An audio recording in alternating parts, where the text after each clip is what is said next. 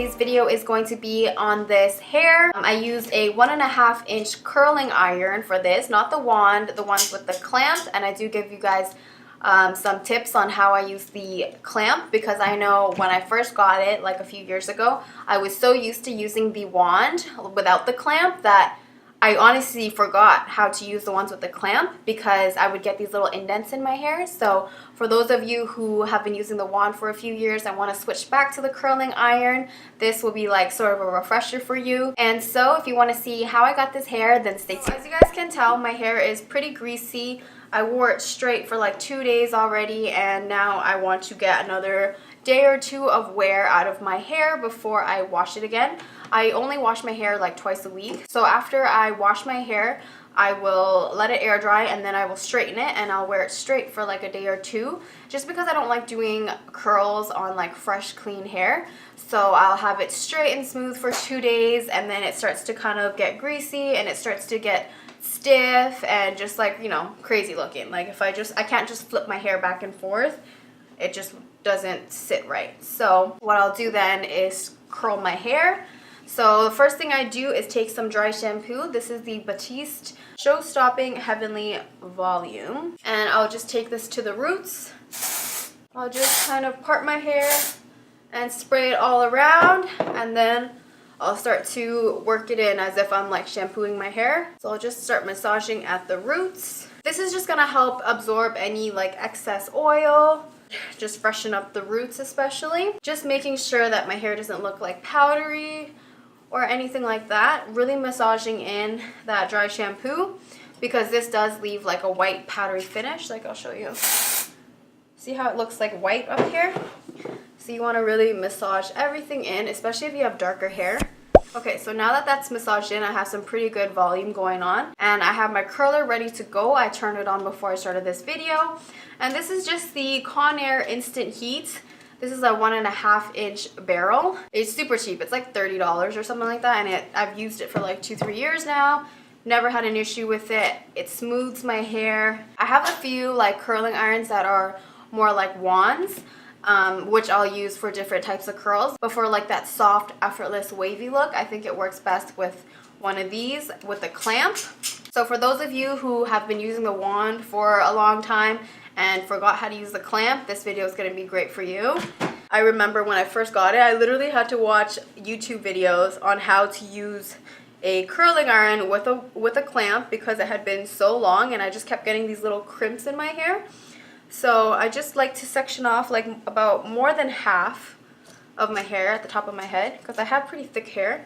So I usually do like 3 sections. And the first thing I'm going to do is just brush out my hair. And I always start at the very back of my head. That way when I curl it, I can get it out of my way, instead of trying to curl the front portions and then like maneuvering around them to curl. So I will just flip this clamp down. So when I'm doing the left side of my head, the clamp goes on top. I will twirl it away from my face, hold it for a little bit, slide it down, twirl it back up, and let it go. So you have this curl that will look like this, really soft, more like a bend. And that's how I like to keep the bottom layers, just so that I can keep as much length as possible. So I take about like a 1-inch section. Clamp is facing the camera or facing the top. Twirl away from the face. So I'll work in little sections. And on the ends, I will take the least amount of time on, just so that it's a nice wave. So I like to hold it for the longest up top here near the root, because that's where I want most of the volume. And when your hair is like tightly wrapped around the curling iron like this, it's going to be hard for you to slide down the shaft of the hair. So I like to turn inwards just to give the hair a little bit of slack. And that's when I will pinch the little clamp and slide down. And then I will twirl it back up, untwirl it, pinch, twirl it back up, and I just keep working in sections like that. Okay, boom. It just gives you like a really soft wave in the hair. So when I do the right side of my head, I put the clamp actually facing down underneath of the hair and then twirl it back. Same thing, but the clamp goes the opposite direction. If you don't do that, then you'll get that little indent in your hair. For me, that was the hardest part of using this kind of curling iron again. It was just knowing which side the clamp goes on, because on one side of my hair, like, I would get little indents, and then on the other side it would be fine. So it's just a matter of switching the side that the clamp goes on. I like to start with the clamp underneath and then like flip it upwards. That's just what works for me, and that's the easiest way for me to explain it. And also, when I first started using this curling iron again, I had a hard time like sliding the curling iron down the hair. That's because I would try to squeeze this clamp when my hair is taut and it just doesn't like move as smooth. So you gotta like untwist it a bit, slide down, and then twist back up.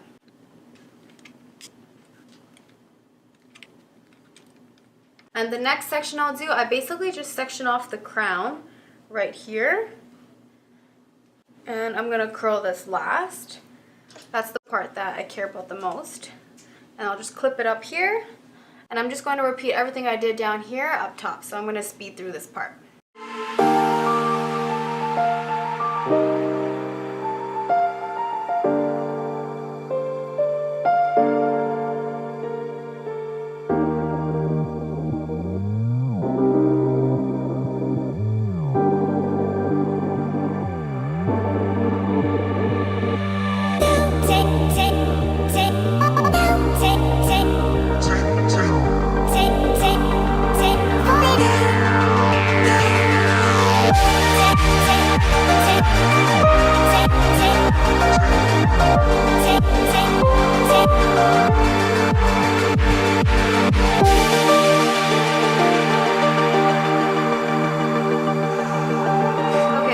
I just have my bangs left to do, and I always leave my bangs for last. So starting with my left side, same thing, clamp goes facing forward, facing like the camera, facing you guys. Curl for a little bit, work it down. I don't curl it as long, obviously I don't want like super curly bangs. Then I'll let it go, and while it's cooling, I will sweep it in the direction that I want it to fall. I like to have it swooping like away from the face. So as it cools, I'll just like tuck it into the curl that's like right behind it, and so that it can rest on it. So there's like this nice little swoop. So now I'll start to just run my fingers through the hair, just so that the curls aren't too defined and it's just like a nice soft wave. Do these motions towards the top of the hair. Sometimes if I'm feeling like I want a little bit more volume, I will just take my brush, just a regular paddle brush.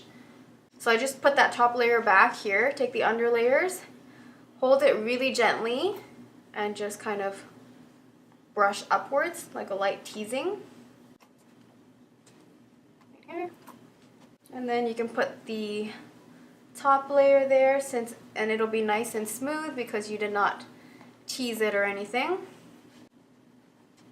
So that's like one side with it teased, the other side looks a little bit more, doesn't look like it has as much volume. So same thing, just kind of fluff it up a bit. Super easy. The main thing is just knowing which side the clamp goes on so that you don't get those little indents in your hair. But other than that, it's very straightforward. No crazy techniques or anything like that. I think it's just the size of the wand that really matters. And once again, it's a 1.5 inch barrel. And so that is it for this video. Don't forget to like and subscribe, and I'll see you in my next video.